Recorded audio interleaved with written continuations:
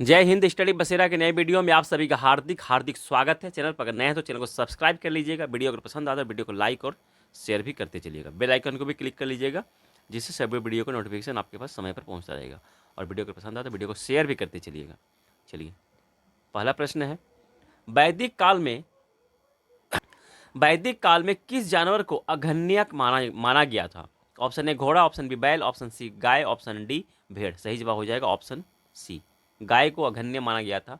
अघन्य का मतलब हो गया किसी भी परिस्थिति में मारे जाने योग्य नहीं है। और यहाँ एक प्रश्न और भी बनता है इसी तरह से, इसी से रिलेटेड, कि ऋग्वेद में किस जानवर को अघन्य कहा गया है? तो सही जवाब गाय ही हो जाएगा। ये भी ध्यान रखिएगा, एक प्रश्न को किसी भी तरह से पूछा जा सकता है। चलिए नेक्स्ट क्वेश्चन देखते हैं। क्वेश्चन नंबर सेकेंड की जाएगी। हाँ, मोहम्मद गौरी ने जयचंद को किस युद्ध में हराया था? ऑप्शन ए तराइन का युद्ध 1191, ऑप्शन बी तराइन युद्ध 1192, ऑप्शन सी चंदावर युद्ध 1194, ऑप्शन डी कन्नौज युद्ध 1194। तो सही जवाब हो जाएगा ऑप्शन सी, चंदावर का युद्ध। चंदावर का युद्ध जो कि 1194 में हुआ था। इसी युद्ध में मोहम्मद गौरी ने जयचंद को हराया था। और तराइन का युद्ध, तराइन का प्रथम युद्ध जो है, तराइन का प्रथम युद्ध 1191 में हुआ था। तो इन किसके बीच हुआ था? मोहम्मद गौरी और पृथ्वीराज चौहान के बीच में, जिसमें कि पृथ्वीराज चौहान की विजय हुई थी। पृथ्वीराज चौहान की विजय हुई थी और मोहम्मद गौरी हार गया था। और दूसरा युद्ध, तराइन का दूसरा युद्ध 1192 में फिर से वापस पृथ्वीराज चौहान और मोहम्मद गौरी के बीच में हुई थी, जिसमें कि पृथ्वीराज चौहान की पराजित हो गई थी और फिर मोहम्मद गौरी के भात पर कब्जा हो गया था। और उसके बाद यहाँ जीतने के बाद, मोहम्मद गौरी को हराने के बाद, मोहम्मद गौरी ने चंदावर यानी कन्नौज पर आक्रमण कर दिया था।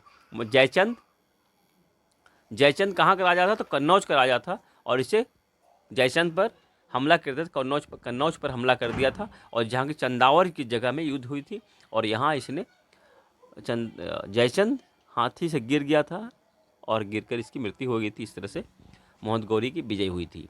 इस तरह से ये इंपॉर्टेंट सेशन बनता है यहाँ। चलिए नेक्स्ट क्वेश्चन देखते हैं। नेक्स्ट क्वेश्चन है, मुगलों और मेवाड़ के राणा के बीच चित्तौड़ की संधि किस शासक के शासनकाल में हुई थी?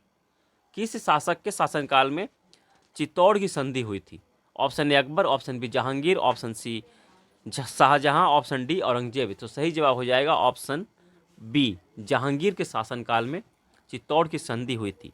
चित्तौड़ की संधि जहांगीर और राणा अमर सिंह के बीच 1615 ईस्वी में हुई थी। मेवाड़ के जो शासक थे महाराणा प्रताप के बेटे अमर सिंह, इनके बीच, और अकबर के बेटे जहांगीर, इन दोनों के बीच 1615 में चित्तौड़ की संधि हुई थी।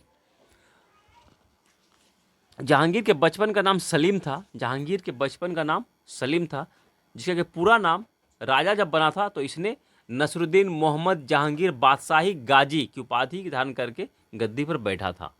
1605 ईस्वी में यह गद्दी पर आसीन हुआ था। न्याय की जंजीर के लिए जहांगीर को ही जाना जाता है। न्याय की जंजीर के लिए जहांगीर को जाना जाता है।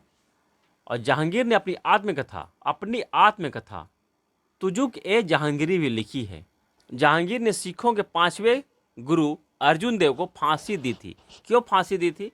तो अर्जुन देव ने जहांगीर के पुत्र खुसरो की सहायता की थी क्रांति लाने के लिए, मतलब विद्रोह करने में इसकी सहायता की थी खुसरो की। खुसरो कौन था? तो खुसरो जहांगीर का ही पुत्र था। और इसलिए उसने इससे नाराज होकर सिखों के 5वें गुरु अर्जुन देव को फांसी की सजा दे दी थी।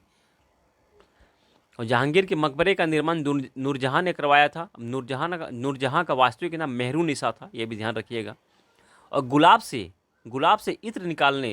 जो इत्र निकाला जाता है, इसकी विधि की खोज नूरजहां की मां अस्मत बेगम ने की थी, यह भी ध्यान रखिएगा। गुलाब के पत्तों से इत्र निकालने की विधि की खोज नूरजहां की मां अस्मत बेगम ने की थी। नूरजहां कौन थी? तो जहांगीर की रानी थी। जहांगीर की रानी नूरजहां थी। चलिए आज के लिए इतना ही, मिलते हैं फिर नए वीडियो में। तब तक के लिए जय हिंद, स्वस्थ रहें, मस्त रहें, धन्यवाद। जय हिंद।